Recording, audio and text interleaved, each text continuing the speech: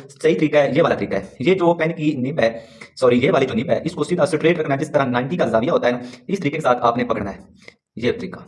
ठीक है, इसके बाद जो पेन को पकड़ते हैं, जो पकड़ने की दोनों साइडें हैं, वो आपको समझाता हूं। जो पेन की ये वाली साइड है, इस साइड पे आप जो ये वाली फर्स्ट वाली उंगली है, ये आपने इसके ऊपर यूं करके रखनी है।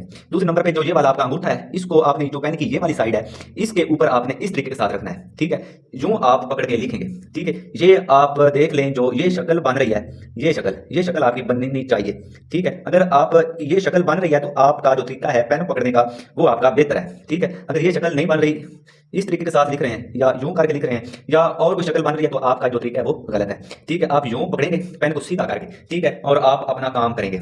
सेकंड नंबर पे मैंने जो 3-4 वीडियोस अपलोड की हैं इस चैनल पे हरूफ तहज्जी के हवाले से।